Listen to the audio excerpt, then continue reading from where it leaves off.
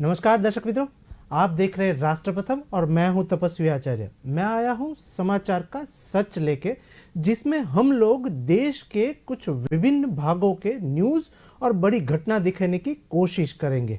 देश के विभिन्न स्टेट से कौन से न्यूज़पेपर ने, कौन से पोर्टल ने क्या आपको न्यूज़ दिखाया है या कौन सी न्यूज़ जो है उसमें कितना वेटेज दिया हुआ है, इसके ऊपर हम लोग थोड़ा बहुत एनालिसिस करेंगे और आपको दिखाएंगे समाचार का सच।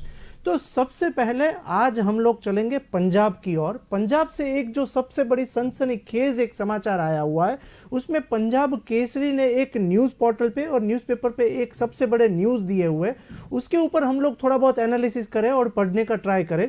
तो सबसे पहले पंजाब के साथ चलते हैं। उसमें पंजाब केसरी न्यूज़पेपर ने एक सनसनी न्यूज़ दी है। वो समझे तो 2024 से पहले टूटेगी आपकी सरकार, ऐसा उन्होंने एक हेडिंग बनाया हुआ है पंजाब केसरी में और डिटेल दी है न्यूज़पेपर में। तो वो समझे तो उसमें लिखा हुआ है कि 2024 से पहले टूटेगी आपकी सरकार पंजाब में, जिसमें उन्होंने खुलासा किया हुआ है, जिसने उन्होंने एक सनसनी न्यूज़ दी है कि 12 एमएलए छोड़ना चाहते हैं पार्टी। आपकी पार्टी में जो एमएलएज हैं, वहाँ पर के जो नेता है, उसमें 12 लोग जो है वो शायद छोड़ सकते हैं। आप मीन्स आम आदमी पार्टी जो है वो छोड़ सकते हैं, ऐसा एक पंजाब केसरी ने स्टेटमेंट दिया हुआ है, न्यूज़ दिया हुआ है। डिटेल समझे, क्योंकि ये पंजाब की सबसे बड़ी न्यूज़ 12 घंटे की मानी जाती है। तो उसमें डिटेल ऐसी है कि पंजाब के कांग्रेस के सनसनीखेज एक दावा किया हुआ है पंजाब कांग्रेस के वहाँ पर के नेता ने। उसमें लिखा है कि विपक्ष के नेता प्रताप सिंह बाजवा ने दावा किया है कि पार्टी 2024 संसदीय चुनाव से पहले गिर जाएगी। प्रताप सिंह बाजवा वहाँ के कांग्रेस के नेता है, विपक्ष नेता है कांग्रेस के पंजाब में। तो उन्होंने एक डिटेल दी है कि वहाँ पर 2024 से पहले आपकी सरकार वहाँ पर गिर जाएगी। उन्होंने कहा कि यह साफ है कि मान संसदीय चुनाव से पहले पंजाब के एकनाथ शिंदे बनेंगे। फिर से पढ़ रहा हूं दोस्तों, समझिएगा। उन्होंने, ये जो कांग्रेस के नेता है प्रताप सिंह, उन्होंने बोला है कि वहां पर बोला कि मान संसद चुनाव से पहले पंजाब के एकनाथ शिंदे बन सकते हैं। पंजाब कांग्रेस का दावा है कि साल 2024 में होने वाले लोकसभा चुनाव से पहले आम आदमी पार्टी टूट जाएगी। कांग्रेस का यह दावा है कि आपके 12 असंतुष्ट विधायक की दूसरी पार्टियों में मौके तलाश कर रही है। पंजाब में कांग्रेस का ये दावा है कि आपके 12 असंतुष्ट विधायक मीन्स 12 एमएलए जो है पंजाब में आपकी सरकार में, वो एक पार्टी के मौके तलाश कर रही है, वो एक मौका तलाश कर रही है। साथ ही उन्होंने आरोप लगाया है कि सत्तारूढ़ पार्टी ऑपरेशन लोटस की कहानी गटकर लेकर का ध्यान भटकना चाह रही है और ध्यान भटका रही है। उसके साथ ही कांग्रेस के पंजाब प्रमुख राज अमरिंदर सिंह ने वडिंग ने आपके ऑपरेशन लोटस की बात पर एक सबसे बड़ा सवाल उठाया था। वहां पर वो क्या सवाल था वो बोले तो उन्होंने कहा कि 9 विधायक कांग्रेस के संपर्क में थे और 3 की भाजपा के साथ बातचीत चल रही है। तो दोस्तों, हम लोग ये बता रहे हैं पंजाब के न्यूज़ और पंजाब में आपकी सरकार, भगवंत मान उनके सीएम है, उनकी डिटेल बता रहे हैं, क्योंकि ये सबसे बड़ा खुलासा और सबसे बड़ा न्यूज़ माना जाता है पंजाब स्टेट के अंदर। तो डिटेल ऐसी है कि उन्होंने कहा कि नेता विधानसभा चुनाव से कुछ समय पहले ही आप में शामिल हुए थे और उन्होंने ऐसा भी कहा कि केंद्रीय एजेंसी की तरह से अपनी पंजाब इकाई को खुफिया जानकारी दी गई है और आप नेतृत्व हिमाचल प्रदेश और गुजरात विधानसभा चुनाव में किसी शर्मिंदगी को लेकर समाधान है और विधायकों को खींचने की झूठी कहानी तैयार कर रही है। ऐसा वहां पर पंजाब के आपके वहां पर नेता ने भी बोला और आमने सामने आ गए कांग्रेस और साथ ही साथ आप आम आदमी पार्टी। अब देखना यह होगा कि 2024 से पहले पार्टी टूटने का जो दावा हो रहा है उसमें कितना सच है। तो पंजाब केसरी ने और बाकी के न्यूज़ पोर्टल ने भी ऐसे पंजाब के न्यूज़ दिए। उसके साथ ही विपक्ष के नेता प्रताप सिंह बाजवा ने भी एक दावा किया है कि पार्टी 2024 संसदीय चुनाव से पहले गिर जाएगी और साथ ही उन्होंने कहा कि यह साफ है कि मान संसदीय चुनाव से पहले पंजाब के एकनाथ शिंदे बनेंगे। और साथ ही बाजवा ने विधानसभा का जो वहां पर विशेष सत्र बुलाने को भी वहां पर मान के नेतृत्व वाली आप सरकार की वहां पर चाल बताया हुआ है। उसमें वरिष्ठ कांग्रेस नेता का भी कहना है कि इसके जरिए सरकार अपने लिए समय बचाना चाहती है और ताकि अगले 6 महीने तक सदन में कोई अविश्वास प्रस्ताव ना हो। अब ये आपकी सरकार, भगवंत मान की सरकार पंजाब में सत्तारूढ़ है, वो देखना ये होगा कि किस तरीके से अपने 12 एमएलए को बचाती है और पार्टी टूटने से बचाती है।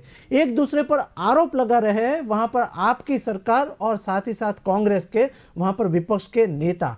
आपकी तरफ से वहां पर लगाए जा रहे भाजपा के साथ मिलीभगत के आरोप पर भी कांग्रेस नेता ने चुनौती दी है वहां पर, कि उन्होंने आपको बी टीम बताया हुआ है, वहां पर पंजाब की सरकार को बी टीम बताया हुआ है भाजपा की। तो भाजपा ने ऐसा कुछ कहा कि महाराष्ट्र हो, पूर्वोत्तर या कोई भी राज्य हो, भाजपा ने हमारी पार्टी में दल बदल कराए हैं और गुजरात या हिमाचल प्रदेश में आने वाले विधानसभा चुनाव में कांग्रेस का वोट बैंक काटने के लिए वहां पर भाजपा के एजेंडा पर काम कर रही है। तो वो इस तरीके से आपकी सरकार के ऊपर आरोप लगाया है कि आप जो है वो बीजेपी के साथ चल रही है और बीजेपी की बी टीम है। कांग्रेस नेता का कहना है कि वह राज्य में प्रमुख विपक्षी दल है और पंजाब के हितों की रक्षा के लिए समय आने पर आपको समर्थन कर सकती है और कर सकेगा। इस तरीके से ड्यूअल स्टेटमेंट उन लोगों ने दिया हुआ है। कांग्रेस के विपक्ष के जो नेता है उन्होंने जो ड्यूअल स्टेटमेंट दिया है उसके ऊपर काफी सारी हलचल भी हो रही है और एक दूसरे के ऊपर आरोप भी हो रही है। अब देखना यह होगा कि आपके भगवंत मान सीएम जो है वो किस तरीके से अपनी पार्टी को और अपने नेता को बचाते हैं। तो इसके ऊपर अभी हम लोग लगातार नजर रखते हैं। लेकिन अब चलते हैं दूसरे न्यूज की और अब बात करते हैं यूपी की, उत्तर प्रदेश की बात करते हैं, यूपी की बात करते हैं। तो उसमें हिंदुस्तान टाइम्स ने कुछ ऐसा लिखा हुआ है कि इलेक्शन इज ऑन वे, उस तरीके से उन्होंने हेडिंग दिया है वहां पर हिंदुस्तान टाइम्स और काफी सारे न्यूज पोर्टल जो है उन्होंने कुछ डिटेल ऐसी लिखी है कि election is on way, Amit Shah की रैली वहां पर होने वाली है। उस तरीके से उन्होंने एक डिटेल दी है कि इलेक्शन इज ऑन वे।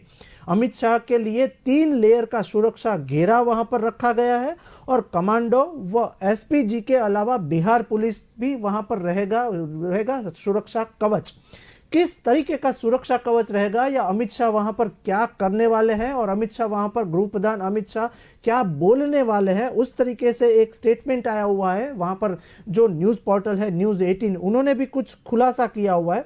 तो उसके ऊपर हम लोग देखें वहां पर टाइम्स नाउ ने भी एक डिटेल दी है अमित शाह के ऊपर, क्योंकि वो कांस्टेंट दौरे पे है। तो वहां पर हिमाचल प्रदेश के साथ ही साथ यूपी बिहार में वो दौरा कर रहे हैं अमित शाह गृह प्रधान। तो क्या डिटेल सामने आई है वो समझे। तो गृह मंत्री अमित शाह शुक्रवार को सीमांचल दौरे पे है और गृह मंत्री का सुरक्षा घेरा 3 लेयर का बनाया गया है। जानिए कि किस लेवल में कौन सी सिक्योरिटी तैनात रहेगी और कैसे करेगी सुरक्षा अमित शाह की, गृह प्रधान अमित शाह की। तो उसके बारे में एक डिटेल ऐसी है कि केंद्रीय गृह मंत्री अमित शाह शुक्रवार को बिहार गए हैं और अपने 2 दिवसीय दौरे पर वहां पर अमित शाह पूर्वी में वहां पर रैली तो किशनगंज में बैठक करने वाले हैं। 23 तारीख और 24 तारीख सितंबर को वहां पर सीमांचल में अमित शाह के कार्यक्रम है। तो उसकी पूरी भी वहां पर तैयारी हो गई है और गृह मंत्री के आगमन को लेकर दोनों जिले में काफी कड़ी सुरक्षा कवच भी वहां पर बनाई गई है और सुरक्षा के मजबूत इंतजाम भी किए गए हैं। अब दिल्ली से पहुंची एसपीजी की टीम और साथ ही मोर्चा वहां पर थाम लिया है यूपी बिहार में। डिटेल कुछ एसपीजी कमांडो की करे तो वहां पर एसपीजी ने पूरे इलाके को अपने कब्जे में ले लिया है और पूर्णिया व किशनगंज में केंद्रीय गृह मंत्री अमित शाह के दौरे को लेकर सुरक्षा कड़ी कर दी गई है। वहां पर एक डिटेल में समाचार पढ़ूं तो डिटेल ऐसी आई है कि पूर्णिया के इंदिरा गांधी स्टेडियम में आयोजित केंद्रीय गृह मंत्री अमित शाह के आगमन को लेकर दिल्ली से पहुंची एसपीजी कमांडो और उसकी टीम, साथ ही साथ सुरक्षा व्यवस्था वहां पर संभाल ली है एसपीजी कमांडो ने। डिटेल ऐसी है कि एसपीजी द्वारा कार्यक्रम स्थल के सभा स्थल और मंच का मेटल डिटेक्टर से बारीकी से जांच की है और किशनगंज में भी एक एमजीके के मेडिकल कॉलेज परिसर में सुरक्षा बढ़ा दी गई है। क्यों सुरक्षा बढ़ी है और क्या अमित शाह वहां पर करने वाले हैं उसके बारे में भी कई सारे न्यूज़पेपर ने कुछ लिखा हुआ है। वो डिटेल में वहां पर पढ़ूं और वो समझाने की कोशिश करूं तो वहां पर डिटेल कुछ ऐसी है कि किशनगंज में भी एमजी मेडिकल कॉलेज परिसर में सुरक्षा बढ़ा दी गई है और खगड़ा हवाई अड्डा पर भी सुरक्षा कर्मी तैनात कर दिए गए हैं। एसपी जी ने पूरे इलाके को अपने कब्जे में ले लिया है। दुल्हन की तरह सजाया गया है रंगभूमि मैदान। अमित शाह के स्वागत के लिए पूर्णिया को सजा धजा कर वहां पर तैयार किया गया है। वहां पर चुनापुर सैन्य हवाई अड्डे से लेकर स्टेडियम तक जगह जगह पर तोरण द्वारा वहां पर काफी सारा सजाया गया है, अलग अलग एरिया। जबकि पूरा शहर ही बैनर पोस्टर से वहां पर पूरा टांग दिया गया है और इंदिरा गांधी स्टेडियम से लेकर पूरे रंगभूमि मैदान को दुल्हन की तरह वहां पर सजाया गया है। अब साथ ही बात करें अमित शाह की और उसके सुरक्षा इंतजाम की, तो वहां पर अमित शाह के कार्यक्रम को लेकर बिहार पुलिस के 3000 के करीब जवान वहां पर तैनात हो गए हैं और इसके अलावा दर्जन वहां पर थानों की पुलिस से लगातार गश्त लगाने का निर्देश भी दिया गया है। अब सैन्य हवाई अड्डे से इंदिरा गांधी स्टेडियम तक करीब 80 ड्रॉप गेट लगाए गए हैं वहां पर, क्योंकि कुछ भी वहां पर पुख्ता इंतजाम में कमी नहीं होनी चाहिए, क्योंकि संवेदनशील जगह पे अमित शाह जा रहे हैं। गृह प्रधान अमित शाह संवेदनशील जगहों पर चुनाव के लिए बातचीत करने वाले हैं, दौरे पर गए हुए हैं। तो अब देखना यह होगा कि वहां पर अमित शाह 2 दिन में क्या सियासी खेल खेल रहे हैं और किसकी सरकार के लिए क्या काम कर रहे हैं। तो ये भी समाचार के ऊपर हम लोग लगातार नजर रखेंगे। लेकिन अब बात करते हैं तीसरे न्यूज की तरफ। अब बात करते हैं राजस्थान की। राजस्थान में क्या सबसे बड़ी सियासी हलचल हो रही है, उसमें एक राजस्थान पत्रिका ने न्यूज दिया हुआ है राजस्थान के, क्योंकि वहां पर भी कांग्रेस की आम आदमी पार्टी और दोनों आमने सामने है। तो किस तरीके का वहां पर सियासी हलचल हो रहा है वो देखें। तो राजस्थान पत्रिका ने एक जो न्यूज दिया हुआ है वो मैं यहां पर पढ़ूं और वो समझने की कोशिश करूं। तो राजस्थान पत्रिका कुछ ऐसा लिख रही है कि कांग्रेस प्रेसिडेंट इलेक्शन, उन्होंने ऐसा एक हेडिंग बनाया और उसमें लिखा कि कांग्रेस प्रेसिडेंट इलेक्शन तो राजस्थान के सीएम होंगे सचिन पायलट। उन्होंने कुछ ऐसा क्वेश्चन मार्क किया हुआ है। आपको बता दें कि वहां पर अभी जो सीएम अशोक गहलोत है उसके बाद शायद बन सकते हैं उसके सीएम सचिन पायलट। डिटेल कुछ ऐसी है कि जाने क्या है राजस्थान के समीकरण। तो इस तरीके से न्यूज दिया हुआ है राजस्थान पत्रिका ने, और साथ ही दैनिक भास्कर ने भी कुछ ऐसी डिटेल दी है, वो मैं यहां पर पढ़ूं कि यह स्पष्ट नहीं हुआ है कि अध्यक्ष बनने की स्थिति में यदि मुख्यमंत्री पद से वहां पर किसी को हटाया जा सकता है तो अशोक गहलोत की जगह किसे यह जिम्मेदारी सौंपी जाए। तो डिटेल कुछ ऐसी लिखी है दैनिक भास्कर ने कि कांग्रेस अध्यक्ष पद के चुनाव को लेकर अधिसूचना जारी कर दिया गया है और साथ ही में इधर राजस्थान के मुख्यमंत्री अशोक गहलोत और पार्टी के वरिष्ठ नेता शशि थरूर की चुनावी समर में उतरने का वहां पर स्पष्ट हो चुका है। तो अब देखना यह होगा कि जिसकी वजह से मुकाबला रोचक होने की एक संभावना भी जताई जा रही है। और दूसरी बात करूं तो इन दिनों वहां पर इन दोनों नेताओं के अलावा कुछ और लोग भी चुनाव लड़ सकते हैं, ऐसा भी किसी न्यूज़पेपर ने दिखाया हुआ है। न्यूज़ पोर्टल ने भी यहां पर वो न्यूज़ को खारिज किया है और डिटेल दी है कि दूसरे लोग भी, दूसरे कांग्रेसी नेता भी चुनाव के लिए लड़ सकते हैं। क्या सचिन पायलट बनेंगे राजस्थान के सीएम? ऐसा क्वेश्चन मार्क विविध न्यूज़पेपर ने वायरल भी किया हुआ है, क्योंकि 12 घंटे में ये सबसे बड़ा राजस्थान का न्यूज़ बना है और काफ़ी सारे वायरल भी न्यूज़ हुआ है राजस्थान का। तो इन सब के बीच राजस्थान के मुख्यमंत्री अशोक गहलोत ने संकेत दिया है कि वह अध्यक्ष और मुख्यमंत्री दोनों की जिम्मेदारी संभाल सकते हैं। डिटेल ऐसी कुछ दी है वहां पर। अशोक गहलोत ने ऐसा बोले और उनका मानना ऐसा है कि मैं राजस्थान का सीएम पद छोड़ूंगा नहीं, ऐसी एक डिटेल भी सामने आई है। इन सब के बीच राजस्थान के मुख्यमंत्री अशोक गहलोत ने संकेत दिया है कि अध्यक्ष और मुख्यमंत्री मैं दोनों संभाल सकता हूं। अब हालांकि यह स्पष्ट नहीं हुआ है कि अध्यक्ष बनने की स्थिति में यदि मुख्यमंत्री पद से हटना पड़ता है तो उनकी जगह किसे यह जिम्मेदारी कांग्रेस को और कांग्रेस के आला कमान दे सकते हैं।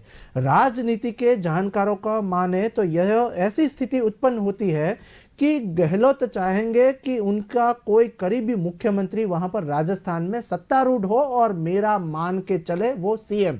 इस तरीके की डिटेल भी सामने आई है।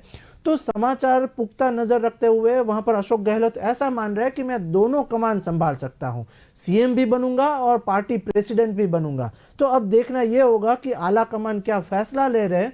और साथ ही में सचिन पायलट के करीबी नेताओं का कहना है कि अगले साल होने वाले विधानसभा चुनाव को देखते हुए यह जिम्मेदारी पायलट को सौंप देनी चाहिए। अशोक गहलोत बनाम शशि थरूर, एक नाम ये भी चल रहा है।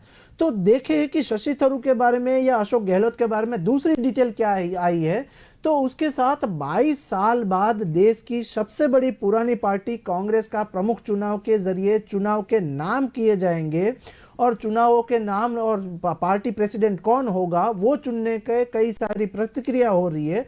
तो उसके साथ ही अशोक गहलोत पहले ही वहां पर कह चुके हैं कि अध्यक्ष बनने के लिए मनाने का एक आखिरी प्रयास भी कर रहे हैं और मैं करूंगा, क्योंकि दूसरी तरफ पहले से ही चुनाव आमने सामने आ रहे हैं और चुनाव लड़ने का संकेत दे रहे लोकसभा सदस्य शशि थरूर ने भी कांग्रेस के मुख्यालय में पहुंचकर पार्टी के केंद्रीय चुनाव प्राधिकरण की प्रमुख मधुसूदन मिस्त्री से मुलाकात की है और नामांकन की प्रक्रिया के बारे में जानकारी भी हासिल की है शशि थरूर ने।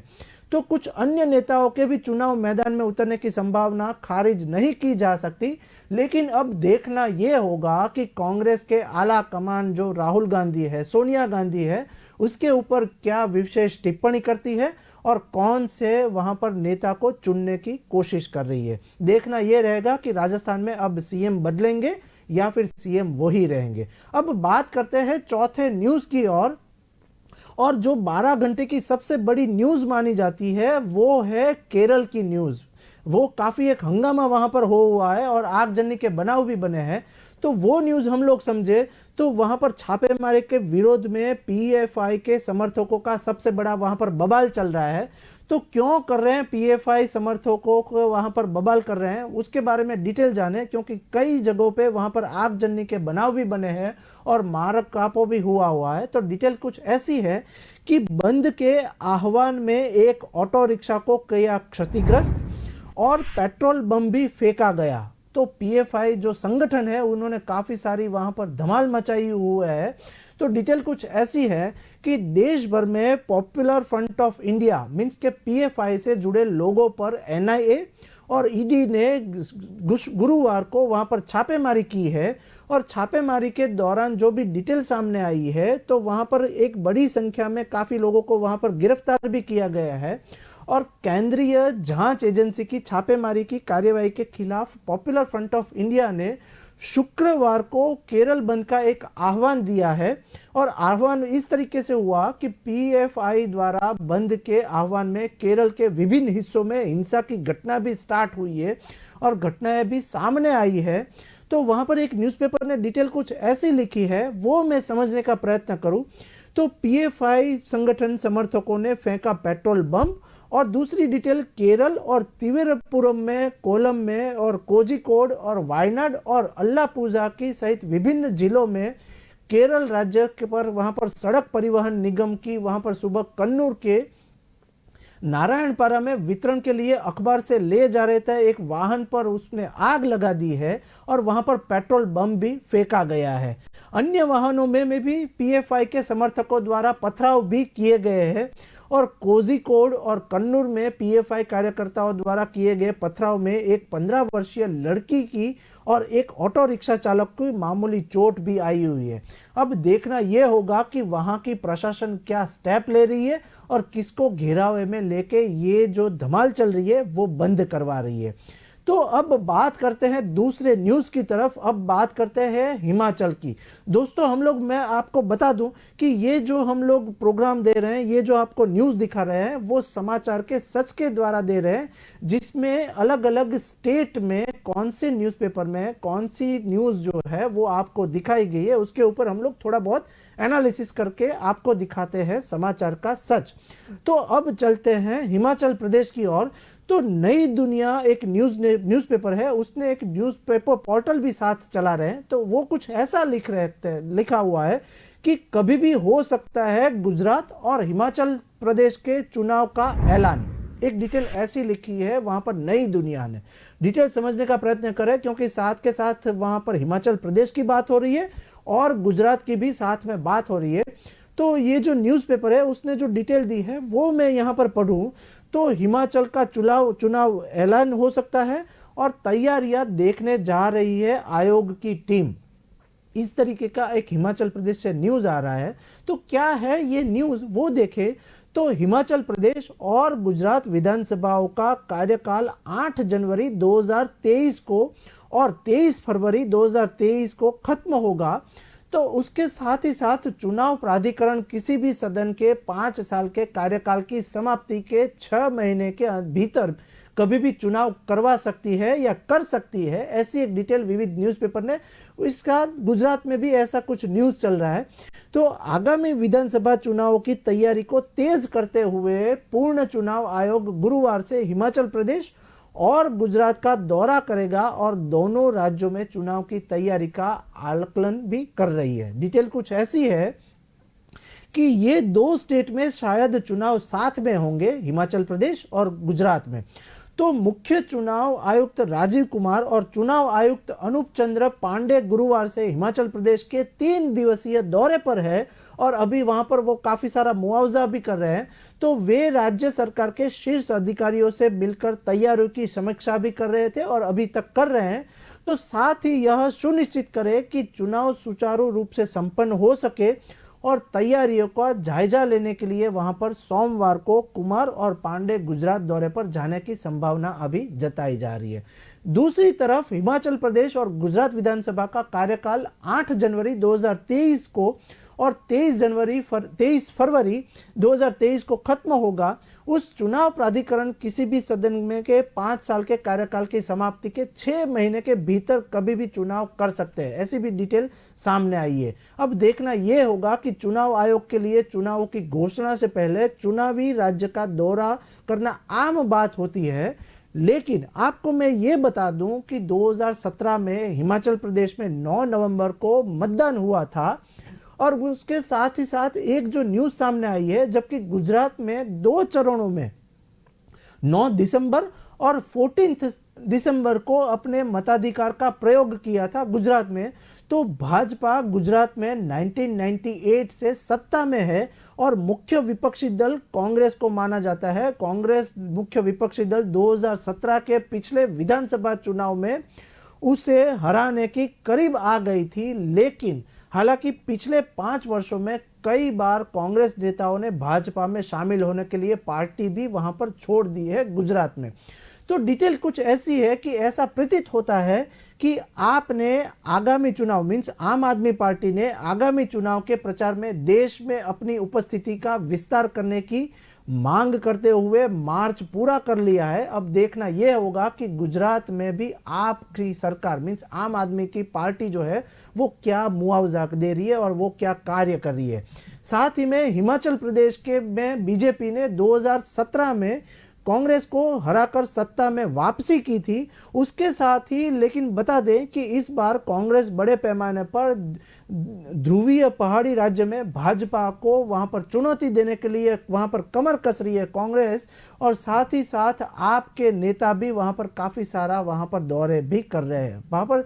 अब दूसरे न्यूज की तरफ आगे बढ़े तो एक आइए चलते हैं हम लोग पहले गुजरात में अभी चुनावी मामला वहां पर माहौल चल रहा है।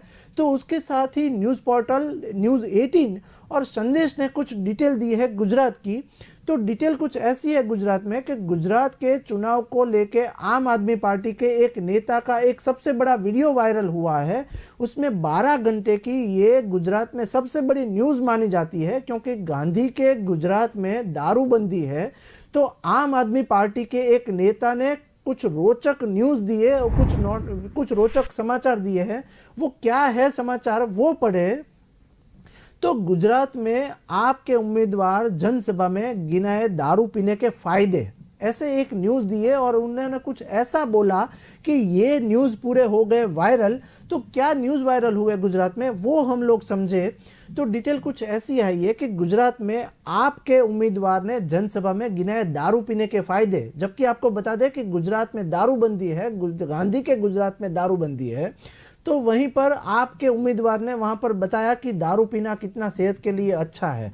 डिटेल पढ़े तो कुछ हाल ही में आम आदमी पार्टी के प्रमुख और दिल्ली के सीएम अरविंद केजरीवाल ने गुजरात के दौरे पर भाजपा सरकार पर आरोप लगाया है कि ड्राई स्टेट में लोग जहरीली शराब पीने की वजह से वहां पर मर रहे हैं गुजरात में। अगर उनकी सरकार आएगी तो उनका ध्यान अच्छी शिक्षा, अच्छे अस्पताल और भ्रष्टाचार मुक्त होगा गुजरात। ऐसी एक डिटेल दी थी वहां पर अरविंद केजरीवाल ने। तो डिटेल जो वहां पर मैं पढ़ रहा हूं, तो लेकिन डिटेल ऐसी है कि लेकिन इस बीच उनकी ही पार्टी एक उम्मीदवार जो सोमनाथ में जनसभा संबोध रहे थे, उसके दौरान उसने शराब पीने के फायदे गिना दिए। अब आपको बता दें कि गुजरात में दारूबंदी है, तो एक तरफ अरविंद केजरीवाल बोल रहे हैं कि हम लोग अच्छी शिक्षा प्रदान करेंगे, और उनके ही नेता गिना रहे हैं दारू पीने के अच्छे तरीके। तो डिटेल कुछ ऐसी है कि वहां पर वो बता दे कि यह मामला इसलिए भी रोचक हुआ क्योंकि पंजाब के सीएम और आप नेता भगवंत मान पर विपक्ष ने एक आरोप लगाया था कि वे जर्मनी से फ्लाइट से आते वह नशे में चूर थे। भगवंत मान आपके वहां पर पंजाब के सीएम है, वो वहां पर जर्मनी से आ रहे थे, तो वहां पर वो नशे में चूर थे और फ्लाइट में काफी हंगामा भी उन्होंने किया। इस मामले में नागरिक विमान मंत्रालय जांच के आदेश दे चुकी है, और हाल ही में पंजाब सीएम भगवंत मान पर जब आरोप लगाया गया है, तो वो वजह से फ्लाइट देरी से उड़ान वहां पर भर पाई थी, और विपक्ष नेता ने आरोप लगाया कि मान ढंग से चल भी नहीं रह पा रहे थे, और इधर आपने इन आरोपों को निराधार बताया हुआ है। डिटेल बताया कि नागरिक विमान मंत्री ज्योतिंद्र राजे सिंधिया ने इस मामले में जांच के एक आदेश भी दे चुकी है।